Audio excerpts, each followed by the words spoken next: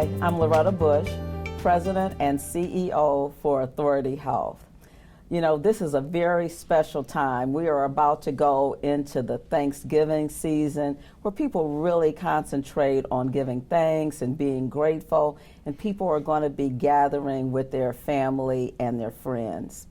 You know, it's also Diabetes Awareness Month. Now, you may be thinking, Loretta, why are you mixing these two, family and fun, but also talking about diabetes? But it's very important. You know, we never really get away from the issues that affect our health and well-being. And diabetes is high up there. It is the 7th leading cause of death in the United States. So we're actually going to work to see how we can talk about combining the two thoughts for this month and helping you to make very healthy decisions. Today I have with me Dr. Jonathan Lovy. He is the Medical Director for Authority Health, and he is also our Director of Medical Education. Dr. Lovy, thank you for joining me. Thank you for having me. It's truly an honor and a pleasure to speak with you. All right.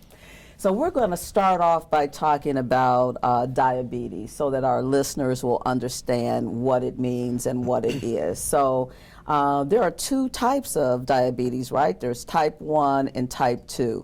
So tell us what diabetes is first, and then what's the difference between type 1 and type 2? Sure. So that's an excellent question. Type 1 diabetes, what has to be remembered is that this is an autoimmune disease. So this is something that you acquire early on. It's a genetic predisposition for it. Okay. Something triggers it. We're not sure exactly what it is. We think it's probably a virus. Mm-hmm. But your immune system literally attacks the organ that secretes insulin, which is responsible for absorbing the sugar.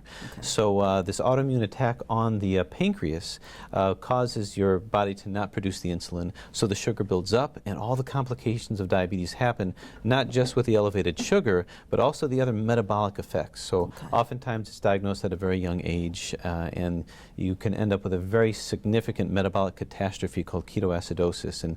And when that happens, when that discovery is made, basically patients with this are on insulin for the rest of their life because they're no longer creating the insulin that they need. So this form of diabetes, which generally happens at an early age, generally discovered when you start to have symptoms of the metabolic effects, nausea, vomiting, things like that, generally means that insulin becomes the lifeline for that patient. I see.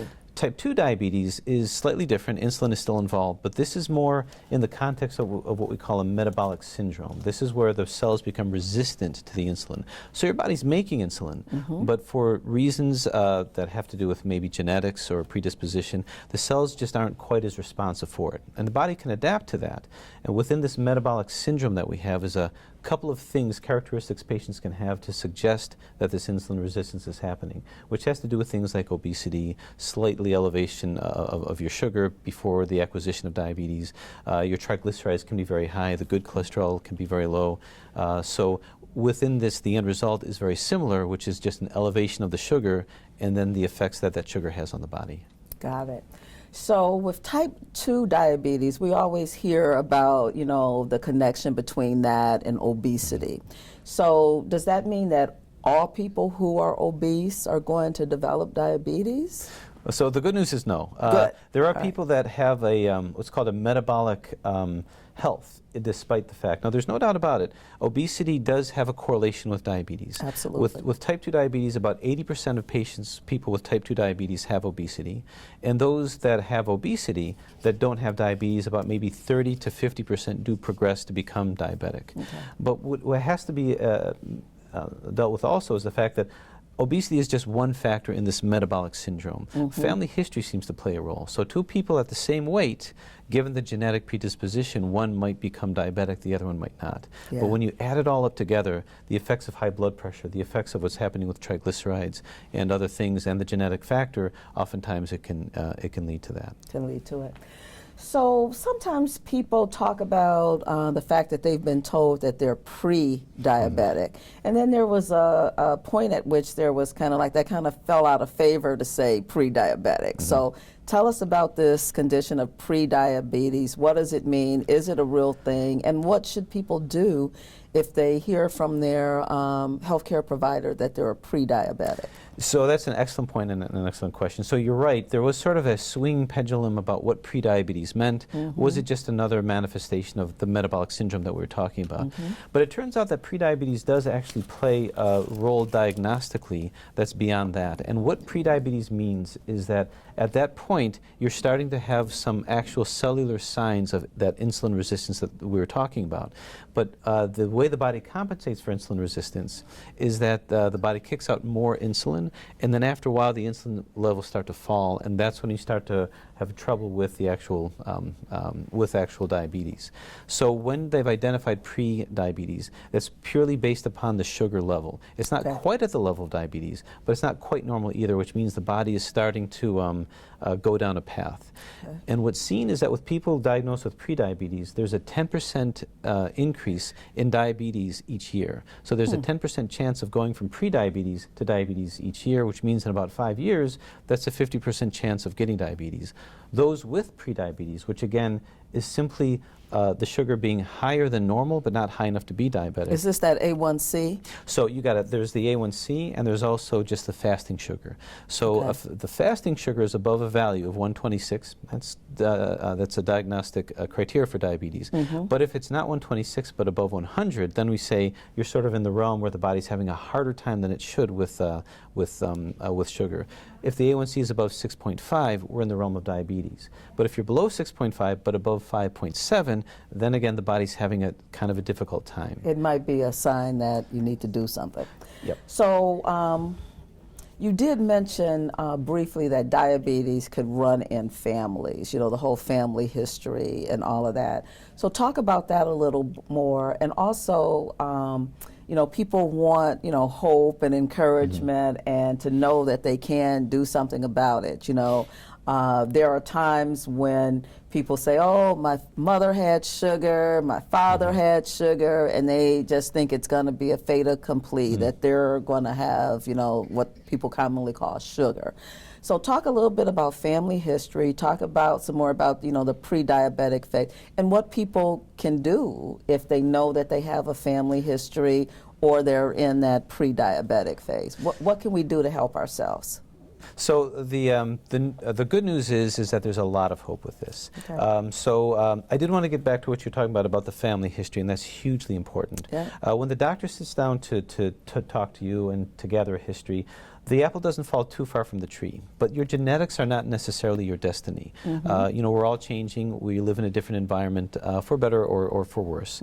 But there's much that you can change in terms of what your predispositions are. But certainly, I encourage patients to take the opportunity to talk with your family, especially when you're sitting down for dinner. There's a lot that they can teach you, not just about the wisdom that they acquire over the years, but also their life's history and their medical history, because that could be informative to you and what your predispositions are. So having that knowledge, looking at prediabetes, if I were to say that going on that course, 70% of people with prediabetes get diabetes, there's a study that showed that having that knowledge that the prediabetes is there, by doing diet and exercise, 80% of them in that study didn't get diabetes. So just having that knowledge of what your predispositions are, that you can say, well, you know, my weight is high, but I know with my family history it's there. Let me talk with the doctor and see if you're at that prediabetes range. The hope is that there's an 80% chance of preventing diabetes rather than a 70% chance of progressing towards that. Oh, that's a perfect way of looking at it. And you said something that I think is definitely a quotable quote that our listeners would be able to remember. I think you said your genetics is not necessarily your destiny. Correct. Did I get that right? So we want our listeners to know that your genetics is not necessarily your destiny, but it's important to know your family history and that genetics. And as we opened up talking about the holidays and family gatherings and all of that, what a perfect time it is to talk about that, wouldn't you think? Absolutely. There's much that can be done in terms of everything from stress reduction to just learning about your family. What I encourage patients to do is during the holidays say, hey, you know, Grandpa, I noticed that you take a pill before eating. I wonder if we can talk about that, or tell me what happened about that stroke. What occurred with that? That I saw my doctor, and we think that it's kind of important that I know this information. It provides a way to connect with your family, to forge those bonds, and to learn more about yourself. Mm-hmm. Well, let's start talking about that some more, because it is a time when families gather, and when we gather, we tend to have food and we tend to have beverages and everything. And we don't want to demonize any of that, at least not at Authority Health. We try not to demonize any food. We talk about the fact that foods can be used as a medicine, they can be used as a preventative, and they can be used for wellness. And this is certainly a season, we're going into a season where there's going to be plenty of food. So let's talk about that some more from your perspective as a human and as a physician. Right. Let's talk about and we know that food definitely plays a part in someone's journey when they're a diabetic. So we don't want to forget that connection. So let's talk about that. How can we enjoy this season and still, you know, stay on a good path? So just like before, again, the news is good. The news is very hopeful. So, and I think you put it very well. There is no one food that's that causes diabetes. There's no one food that you can't have when you have diabetes. So if you're thinking that, oh, I'm going to sit with a family and I really look forward to that sweet potato with the brown sugar on top, or they take the stuffing. Yeah, exactly. they take the stuffing and they drizzle on some of the chicken grease on that to give it that savory taste. Yeah. The good news is you don't have to give up any of that. So it's really a question of portion. It's a question of calories. Okay. So if we can maintain lower calories, so in talking with patients about what they can do and how they can enjoy that, first off, I say absolutely enjoy dinner with your family. Enjoy that bond that you have. Nothing that you're going to eat is going to put you in any dangerous situation. Sure, some foods may be better choices than others, all things considered. Sure. But you're there to enjoy the time with the family, to connect with the family. So what I would say is the first thing that we start off with is just maybe decrease the total amount of calories. Okay. Because studies have really shown that that's really the thing that causes the best protection against that. Then we talk about the different choices, like those that resemble more the Mediterranean diet. If you have a choice and you can use fruits and vegetables, nuts, things made with olive oil that have those monounsaturated fatty acids, in terms of decreasing the meat, but having your protein by way of plant-based proteins, or maybe some of the oily fish like tuna, that DASH or Mediterranean type diet. So those are all choices that can be made. Okay. But if you're going to sit down and have the Thanksgiving dinner or the Christmas dinner, 100% do not isolate yourself. Don't do the thing that don't be that person who can't enjoy dinner with the family. But I would say take the plate and divide it into quadrants. Half of that, put like the greens, put the fruits and the vegetables, whatever that may be. And then on the other half, divide that in like quadrants of 1/2 of that, and in 1/2 of the half, basically 1/4 of it, have your meats. You know, have your ham, have the turkey, whatever's there, whatever's available. Right. And the other one, your starch. So the sweet potatoes, the stuffing, go for that, and then sit down and take your time. Take your time with what you're eating. Yeah. And I love these suggestions because you start off by saying portion control, right? Yeah. And so we always hear all the time, you know, a cup of mashed potatoes tastes just as good as 4 cups of mashed potatoes. So eat your cup of mashed potatoes, eat it slowly, and enjoy it. So that's a great suggestion, the portion control. And then you talked about the mix of foods, your greens, your meat, your starch, and everything. So not just overindulging in one or the other. I think those are great suggestions. And then, of course, just a whole opportunity just to spend time communicating and with family, which is what it's really all about. Absolutely. Indulge yourself in that connection, not so much in the culinary of what's in front of you. And like I say, take part in dessert, of course, but instead of having the extra large piece, maybe take half of that piece. You just want to kind of enjoy that. Well, I'm so glad you didn't leave that out. We hadn't talked about dessert yet. Well, so of course, can even have some dessert as well. But have maybe half, not the whole thing. Right. And kind of pattern the spirit of what you're doing with how you view meals in general. Yeah. So if you're with a family and you're celebrating, you can make that every night. Make that be about the family time. Make that not be so much about the content and grabbing food really quickly, then everybody go to the neutral corners. Yeah. Make that part of your connection, because not only do meals provide you with well, how much of meals are important, the proportion of what you eat are important, but also the stress reduction is also important. The ability to sort of kind of shake off the day and connect with the family, gathering that information that we were talking about, and also make it about that kind of stress reduction, because the higher the stress, the more likely you are to overeat. But if it becomes the meal time with the family is your time to connect, then that studies have actually shown that people do have a better overall health with that, better longevity. You know, that's great, because we hadn't really talked about that. But yeah, when you're stressed, people fall into that habit of the comfort food, right? Yeah, so if you reduce that stress. Oh yeah, yeah, and there's a price to pay for the comfort food too, because if you eat a lot of the fried foods and a lot of the starchy foods, it causes an immediate outflow of insulin, and it overcompensates. So when it overcompensates, it takes all that energy, puts it into the fat cells, deprives the rest of your body from that energy. So guess how you feel about an hour or two later? You feel run down, you've got a brain fog, and you're not going to be able to deal with stress when you're dealing with a brain fog, or you're hungry again a couple hours later. But if you choose it wisely, eat slowly, maybe partition more of chicken or some protein like that, that releases slowly from the stomach, and it also gives off amino acids that like tryptophan. So tryptophan can become melatonin, which calms you down. It can help you sleep at night too. So they've done studies where the right kind of meal acts as gives you like a sedative effect to help you sleep better, decreasing stress and living kind of a better life. Which turkey has a lot of that tryptophan. Turkey has a lot of that, just in time for Thanksgiving. I love turkey. Oh yeah. We're talking to Dr. Jonathan Lovy. He is the medical director here at Authority Health. He's also our director of medical education. Now for you, if you are looking for a primary care doctor, please consider the Popoff Family Health Center. We can be reached at 313-824-1000.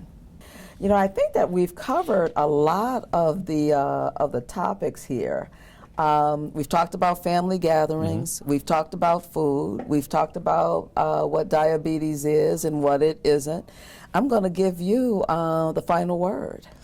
Well, I think that when it comes to the health, having an established relationship like you're talking about with a primary care doctor to find these things early on, not only is genetics not your destiny, but your previous life and habits aren't your destiny either, and need not be your outcome. That all the studies look very good that what you can do to empower yourself in your own health is better than any medication that I can give. Much of what we do in medicine is damage control, but with the right lifestyle, talking with your doctor when you're potentially at the pre-diabetic stage, that's when everything gets reversed. What we don't want is to have a situation where the glucose, the sugar has built up, and now there's some end organ issues, neuropathies. All of these things can be prevented just by having regular visits with your doctor. And in addition, while you're indulging with a family, sometimes it's a good idea to don't come to the table starving, don't come to your table famished. Make sure you have breakfast and lunch that day as well. It might be prudent if you have diabetes to come with a glucometer just to kind of help regulate yourself. You can try to maybe even bring something to the table, a healthy snack that can also be part of that.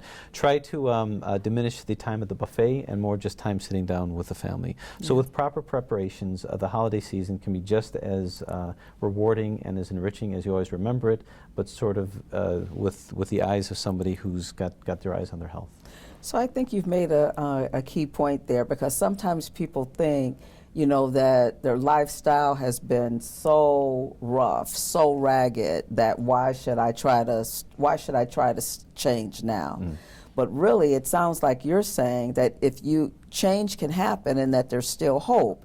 And even if you have not been exercising, have not been eating well, have not necessarily been doing the things that we may consider right, that even as time goes on, you can make that change, and it can make a difference in your life before you get to the whole organ failure and neuropathy and all of that. Absolutely. Your body is itching for the chance to live well and to live happily.